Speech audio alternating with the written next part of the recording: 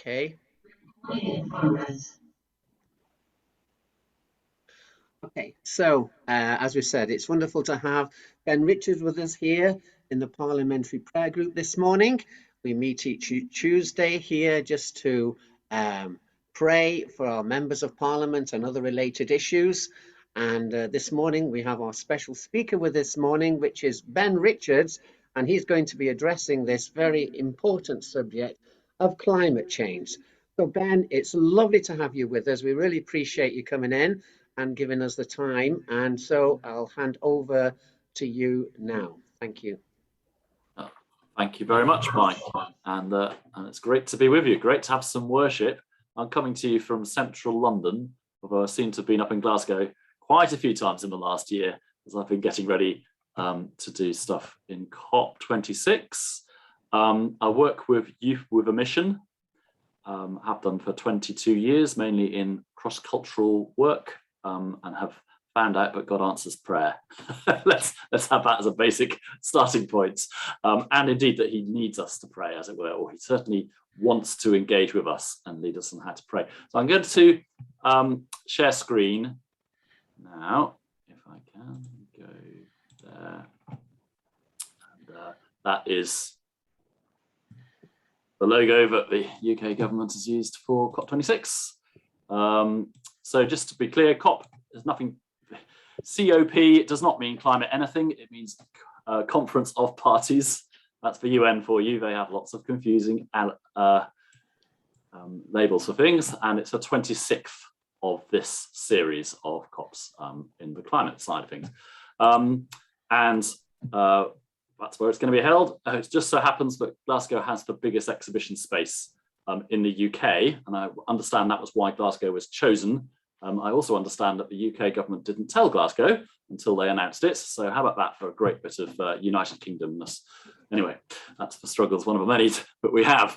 But I want to, usually I do this right at the end, but I'm going to start now with how we have been led to pray for COP. And then I'm going to go into detail about the science, because I am a climate scientist by background. And then we'll come into what the kind of engagement is at the end of my talky bit, and then we can have questions and answers. But conceptually, like that arch of that's the Squinty Bridge, I believe, that one, God has laid on our hearts, and interestingly, several other intercession groups, to pray and praise an arch or a canopy of praise over Glasgow. Because COP26 and massive international meetings are complicated to know how to pray for. I started off, say, a year and a half ago saying, okay, well, fundamentally, I'm in Romans 8 here. I do not know what to pray for. I'll share a bit more of how God's led us since. So a big scale canopy of praise and prayer, which is kind of, we just want to raise you up, Lord. We want more of you and less of the other side, please. And then in that, a nucleus of careful prayer for the actual negotiations, just leading into God as to what he wants us to pray for. Here's some themes we've been led in, but repeatedly. Interestingly, quite often someone new comes into the group and then they end up praying the same thing. So you think, the Lord is really with us here. Let me go through these. Freedom in negotiations. It's not a free feeling place, that part of Glasgow. I find it's slightly oppressive. Most big cities are. So let's pray for more freedom, a sense of freedom. The fear of God, which is defined as the restraint to do evil. And in this situation, it is where leaders and people who have decision-making power aren't just doing it for their own political gain, but they are doing it recognizing they will ultimately be judged. We've often had this kind of theme: pride down, humble up. Well, that's a paraphrase of Mary's prayer in Magnificat. But there are very proud-filled proposals, which would perhaps not be good at all, and we'd like God to scatter those. Whereas there are quieter voices which we believe God would like to be raised up there. And it says they're quiet voices heard. We pray for good communication. We're dealing with every single nation on the earth here. What could possibly go wrong in communication? I've worked in and out of South Asia for 20 years, and I know I can be misunderstood on the simplest point. So let's pray for things to be better communicated than otherwise, and willingness to work together. And also we've recognized that this kind of international meeting exposes and has in it many of the really deep problems of humanity. An example being the colonized countries versus those that colonized them. And that's still there in our history. That's still there in humanities divisions.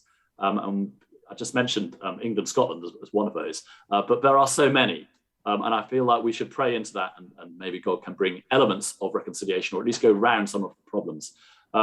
We've often prayed about go-betweens. In fact, I think probably God's got very particular people who will help to foster better negotiations than would otherwise happen. And that many of the developments actually happen in non-official meetings. So it's actually the cup of coffee or the drink afterwards where often people find things to work out, which is why an in-person COP was felt to still be vital despite the pandemic and so on. And I generally think that is sensible. They tried to have intercessionals sort of halfway through in preparation earlier this year, and basically they got nowhere because they couldn't actually communicate properly online. And then we've often prayed for the city of Glasgow. Right from the beginning, we've been praying for Glasgow, aware of God's redemptive purposes in Glasgow. I'll be very happy to develop that. I feel like there's more that God has that we haven't yet discovered, but God wants to bless Glasgow. And right now, when we're looking at serious set of strikes during COP26, we've been praying for Glasgow more than ever. So as I say, I usually put that at the end, but I just want to put that there as a kind of a starting point, really, as we go forwards. And we should know that I'm Dr. Ben Richards, but I haven't actually followed my academic career in great detail. I've followed that as an interest since leaving the science about 20-ish years ago to join YWAM. But that was me on a glacier in the Himalayas. Well, that's the Karakoram, actually, in '94. So I do actually understand climate science reasonably well. I was looking at long-term climate changes in the Himalayas and the monsoon patterns and that sort of thing. But a bit more foundations, though. It's really important that we come to the Bible. It was wonderful to praise just now, by the way. Thank you very much for leading that. Raise them up. But what was the first thing God ever expressed about his intention to make us? It was that we should be in his image bearers. But in the same paragraph, it was that so that we could rule over the fish of the sea, birds of the sky, etc. So very, very early on, and perhaps that's the context wherein our giving glory to God through our relating to him and so on should be more than we'd realized. But we are supposed to be looking after stewarding what he's made. And I think he's given us huge authority to do that, including creatively. But a bit more baseline, we can recognize throughout the scripture that the non-human creation responds to what humans do. This passage here in Hosea, where they have this problem of basically you could call it an environmental problem. The beasts of the field, birds of the sky are swept away. But here it gives you the diagnosis. And it's because there's no faithfulness, no love, no acknowledgement of God in the land. Does that sound familiar? No acknowledgement of God. So I just say that we have to have this in the back of our mind, that there is a response to the moral things, good and bad. Many of us have come across stories of where people in times of revival have then had huge fruitfulness from the land. And other situations like this one, or let's say the first murder, whose blood screamed out from the ground. So the ground was screaming. So there is this which we have, but obviously secular approaches would find this very strange.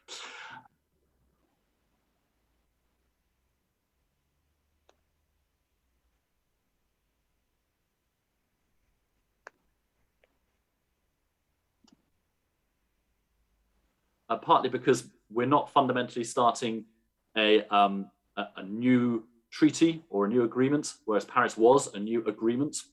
And this time it is about implementing that, trying to make it work properly and fairly and quickly.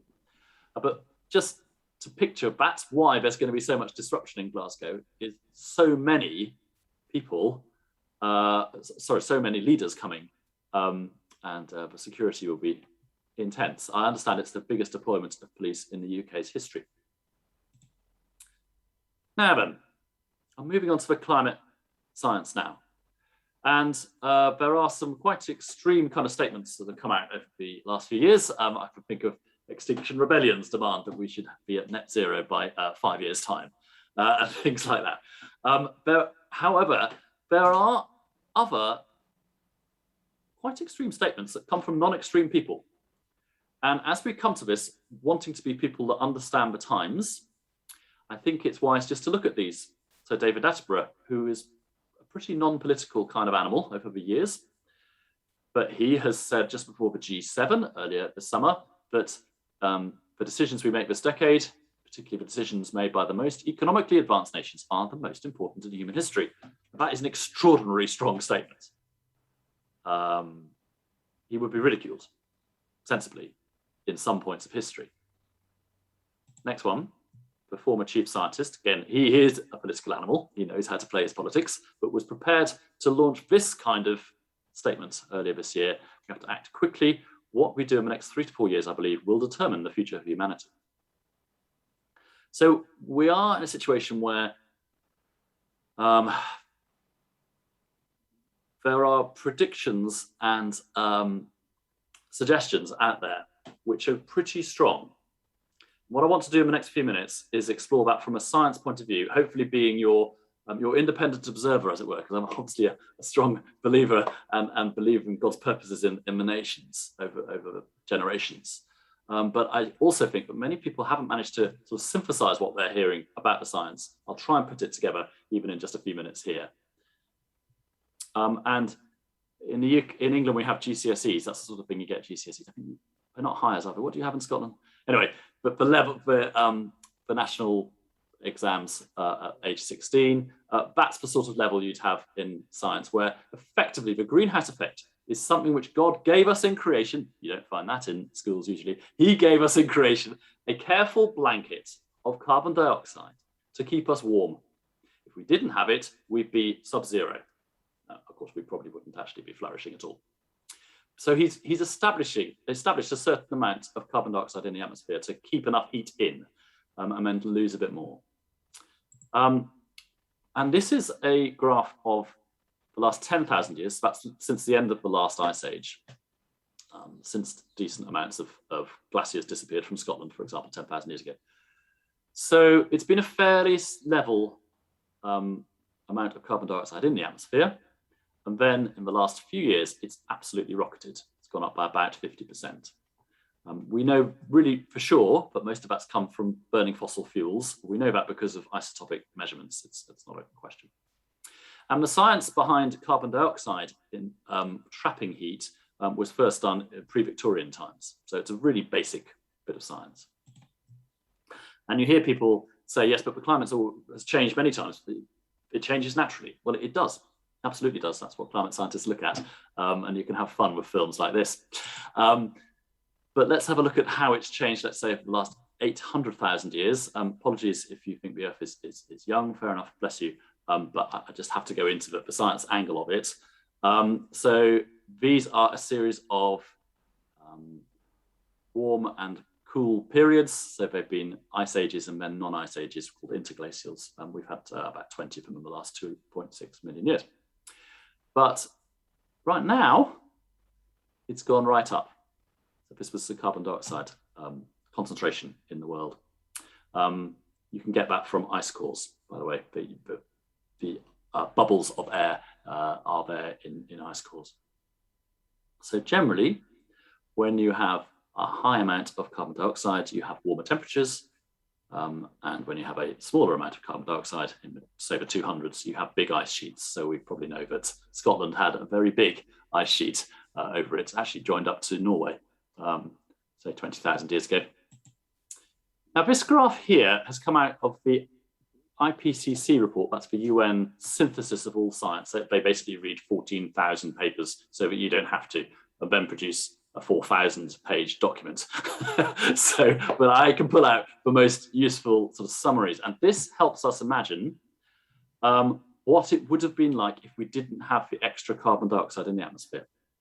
Because you can model it. Climate scientists know, can work out the impact of, say, volcanic eruptions, or which was here. That's Mount Pinatubo. Where are we? That dip there.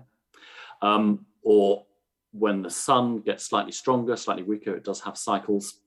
and also the influence of the Earth's tilt, which changes slightly, and that's really the main driver of ice ages, and then carbon dioxide takes over and amplifies the effect. So let's look at this. This is from 1850, generally thought of as pre-industrial, to now. You can calculate in the blue what it would have been without extra carbon dioxide in the atmosphere. And then you can calculate what it was with the carbon dioxide. That's calculating, which is the brown line. And then you can say, well, what have the thermometers actually shown us? And they've shown us the black line, which is steady increase in temperature, particularly quite recently. If we go for a slightly longer time scale, again, the warming is unprecedented in at least 2,000 years.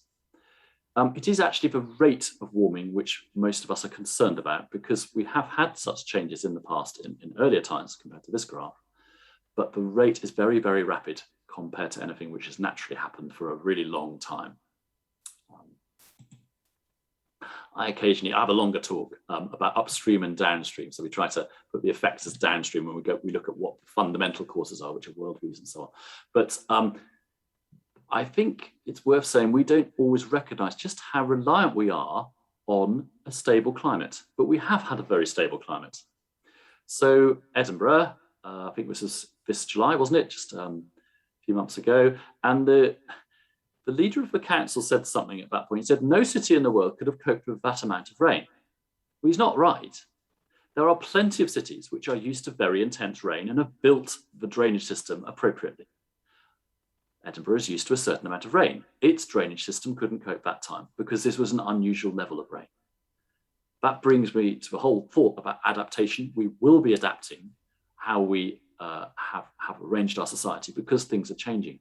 But intense rainfall is a very fundamental consequence of a warmer atmosphere because the atmosphere can simply hold more moisture in it. And so you get this extraordinary moment in China earlier this summer where they had 551 millimeters of rain in 1 hour, which is absolutely extraordinary. And given that their average annual rainfall was 620, but absolutely an extraordinary moment. That's the one where some people drowned in the underground trains because they flooded. And I'll quickly nip through a few more of the summer. That was there. There was this extraordinary heat wave in the Pacific Northwest where they broke their maximum temperature records by 5 degrees, 3 days in a row. And that was horrific. And we have worked out that we can't really imagine how that would have worked out using all the models we have without the increased carbon dioxide in the atmosphere. And then these floods in Germany and Belgium. And again, you've probably seen there are wildfires in Australia. Australia, yes, but California. I'm just trying to synthesize this, that if you look at the area burnt over the last roughly roughly century, up until 1999, that much area was burnt. Then in the next 19 years, a big chunk, bigger and bigger. Last year, an incredible amount of area was burnt. And this year, this graph is from about 2 months ago, another quarter. So the total area burnt has increased. Now, of course, wildfires are complicated beasts. There are lots of different aspects that go into it, but fundamentally, if you have a lot of heat and you have a lot of dry stuff, it burns badly. I was talking yesterday to somebody in California saying that she knows dozens of people who no longer have houses. So there's a sense that things are different. And yet, we probably remember extreme weather as we were children. I remember 1976 just about, when it was hot. You have in the end to consider, are these things significantly worse or not? Well, this was a UN study earlier this year, and they said that climate and weather-related disasters have surged 5-fold over the last 50 years. They also said early warnings to save lives. In fact, it's true, far, far fewer people die in extreme weather now than used to. But there are more extreme weather events than there used to be. The people who are independent witnesses on that is the insurance industry, because they have a lot of interest in knowing how likely it is for there to be serious floods. So I think I'm going to jump past that.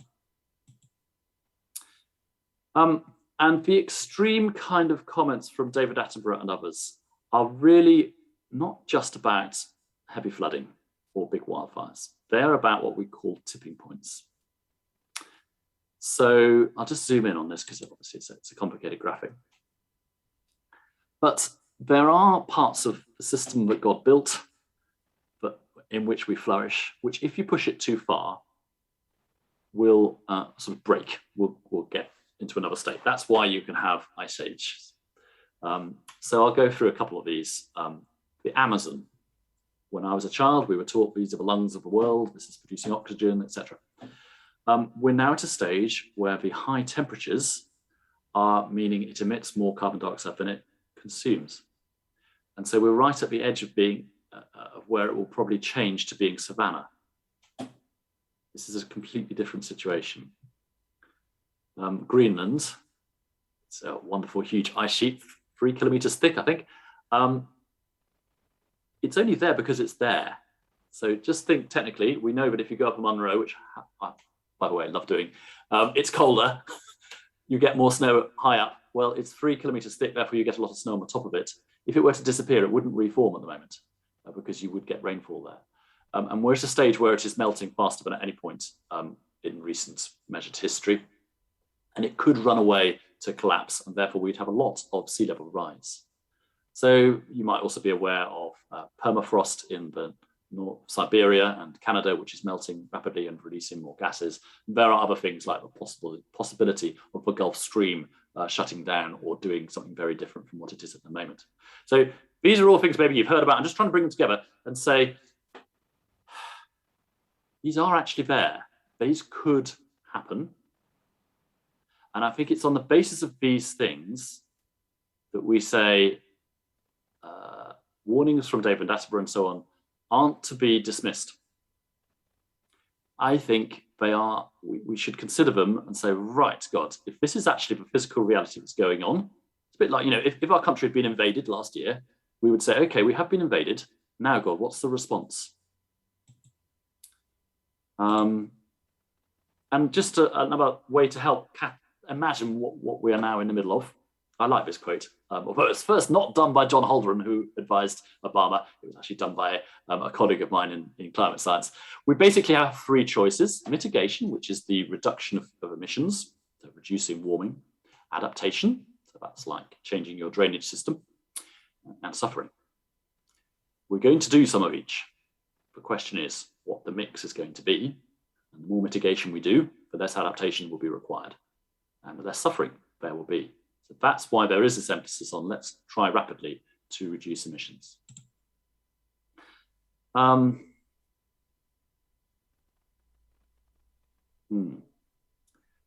aware that, how much longer would you like me to talk to? I can do 3 minutes or 10.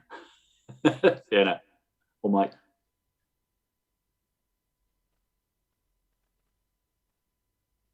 You're muted, Mike. Mike, you're muted. I am, yes. Sorry, Ben.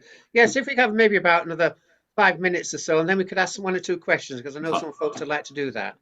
That's okay? Yeah, that's fine. So now we're on to what do we do about it? And I feel like if you get a load of powerful people in one room, like COP26, what could possibly go wrong? Everything. I know humanity, you do. You're used to praying for political processes. I mean, goodness me, the number of ways that you can do things in a bad way, even if the thought might have been a good thought. I'm trying to look for a more conservative kind of commentator on this. There's plenty of people that have plans, and I've been quite impressed by the IEA, which is a oil and gas body, the International Energy Agency. But in the last couple of years, they've really switched to realizing that there could be a very rapid change to renewables and to reduce emissions. And this was one they just published last week. I won't be able to talk about. And they also had a report earlier in the year when they detailed 400 ways that the world economy could change rapidly to decarbonize. So it was some serious work by the kind of people who don't have particular vested interest in this, although it's quite clear that somebody's going to make a lot of money out of these kind of changes. Again, what could go wrong? We're dealing with humanity here. There's a lot of greed out there. There are a lot of agendas to either keep fossil fuels burning for as long as possible, because it's the way we know how to make money, or to push things in directions which may not be at all helpful, like planting trees in areas which they just shouldn't be, and maybe hurting third world countries much more than even climate change might have done. But it is worth being aware, and one of the things we got into early on was, where is the sin here? Where's the disinformation? And it is clear that certain oil companies in the States had carefully put out misinformation about climate change over the last 30 years.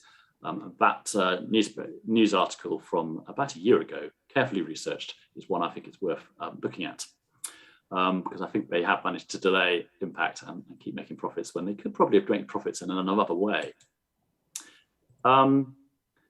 So here we are, as God's people, knowing that any other problem that he's ever faced us with, knowing that he put us on the planet at this point in history. What do you want us to do, Lord? And that is a really important starting point, because seeking, humbling, praying and seeking, that's a progression, I believe. Turning from wicked ways is our bread and butter. It's our fundamental. I believe that a lot of the sin we are, as a human race, dealing with here, apart from obviously not acknowledging God, which is our fundamental, has been to do with overconsumption, and has been to do with ignoring the realities that are placed before people. They'd quite happily be deluded and carry on with other ways of doing things. So I offer that, but I'm offering it for you to discern and work through. I think that overconsumption has so many bad consequences, including in people's hearts, that it's something that we're going to have to find a way to move away from.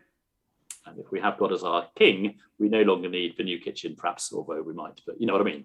It's not, the consumerism no longer has the pull. So the thought, though, in this verse is extraordinary. But God could hear from heaven and heal the land.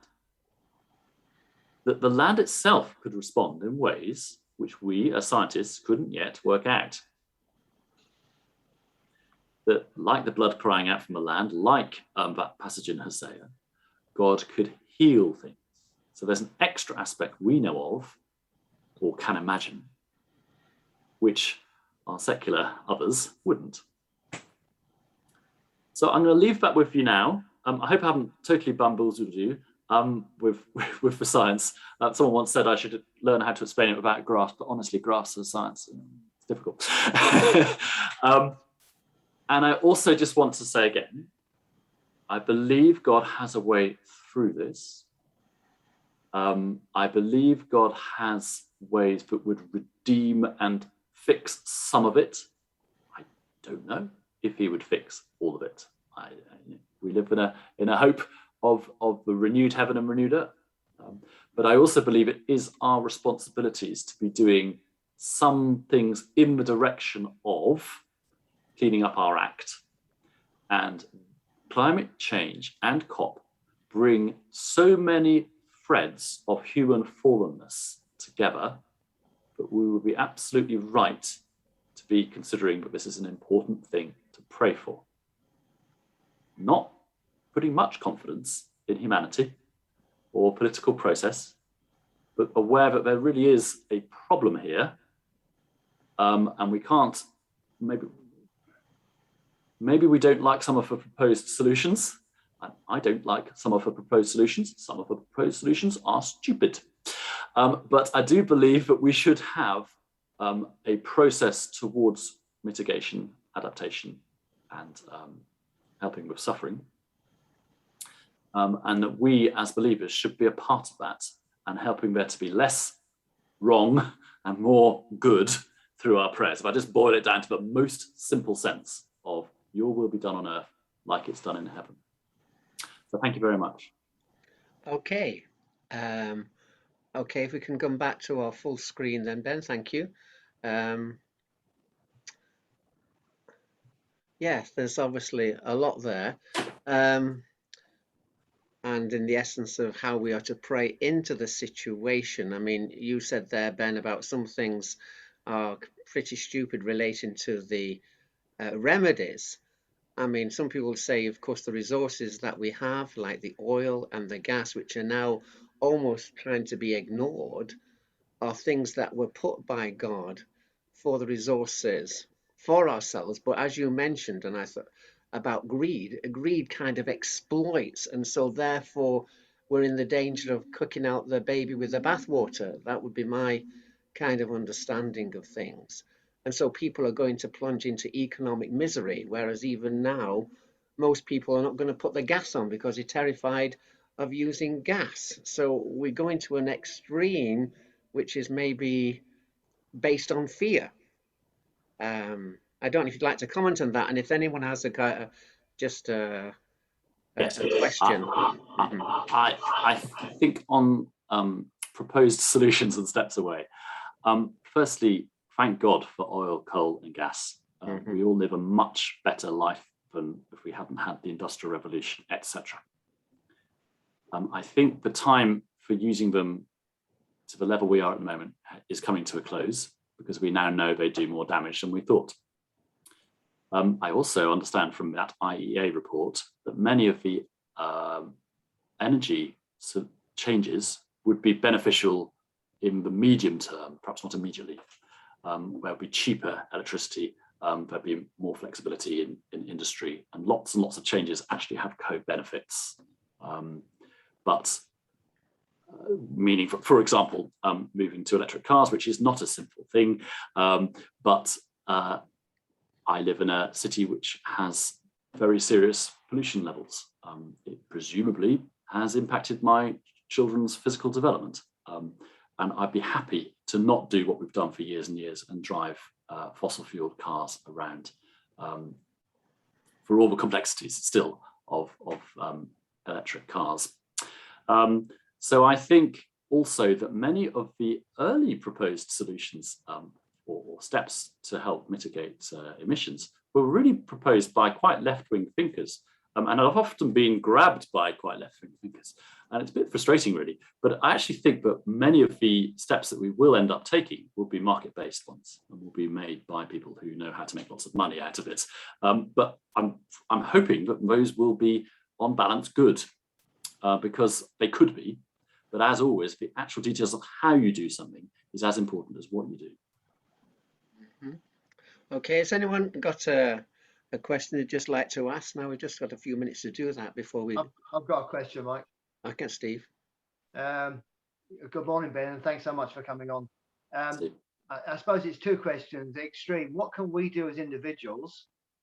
And should China be shutting down its 1,000 coal-fired power stations to help the problem? Yeah, all that. I mean, you know, China is the biggest renewable energy deployer as well, but they should get on with that.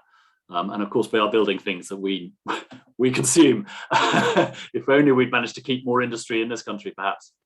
Yeah. Personally, I think all of the things that we could do are minuscule. That's a fact. However, they are in line with where you can recognize the world is going. And I think if we do small steps that we are able to, out of worship for God and recognition that we should be helping his creation rather than hindering it, that's fine. And that can be a discipleship process. There's any number of people who recommend different things, just work it through. It's quite a long process. And sometimes you do something for 2 years and then you think, oh no, that wasn't the best thing to do.